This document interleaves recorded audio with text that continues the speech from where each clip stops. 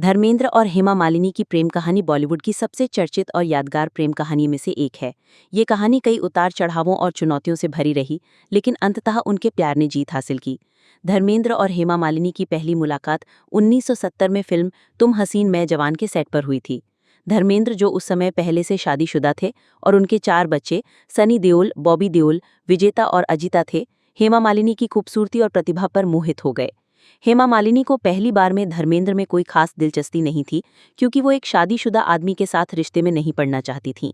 लेकिन धर्मेंद्र ने हार नहीं मानी और उन्हें रिझाने की हर मुमकिन कोशिश की।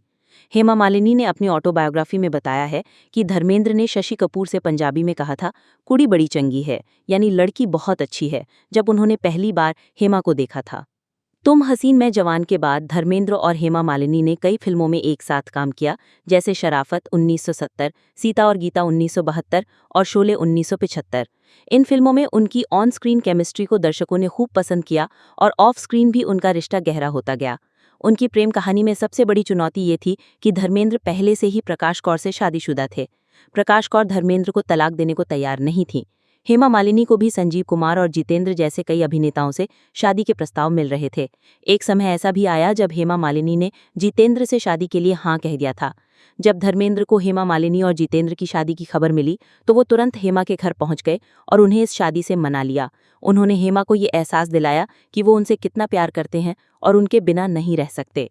चूंकि धर्मेंद्र अपनी पहली पत्नी को तलाक नहीं दे सकते थे, इसलिए उन्होंने और हेमा मालिनी ने शादी करने के लिए इस्लाम धर्म अपनाने का फैसला किया। उन्होंने 1980 में निकाह किया और बाद में आयंगर रीति रिवाजों से भी शादी की। हेमा मालिनी के माता पिता भी इस शादी के खिलाफ थे, क्योंकि वो नहीं चाहते थे कि उनकी बेटी एक शादीशुदा आदमी से शादी करे। हालांकि हेमा ने अपने दिल की सुनी और धर्मेंद्र से शादी कर ली। धर्मेंद्र और हेमा मालिनी की 2 बेटियां हैं, ईशा देओल और आहाना देओल। शादी के बाद भी धर्मेंद्र अपनी पहली पत्नी प्रकाश कौर और उनके बच्चों के साथ रहते हैं। हेमा मालिनी ने एक इंटरव्यू में बताया है कि ये वो जीवन नहीं था जिसकी उन्होंने कल्पना की थी, लेकिन उन्होंने इसे स्वीकार कर लिया है और उन्हें अपनी जिंदगी में कोई पछतावा नहीं है। उन्होंने ये भी कहा है कि धर्मेंद्र हमेशा उनकी और उनकी बेटियों की जिंदगी का हिस्सा रहे हैं। उनकी प्रेम कहानी बॉलीवुड में एक मिसाल बन गई है, जो ये दर्शाती है कि प्यार किसी भी बाधा को पार कर सकता है।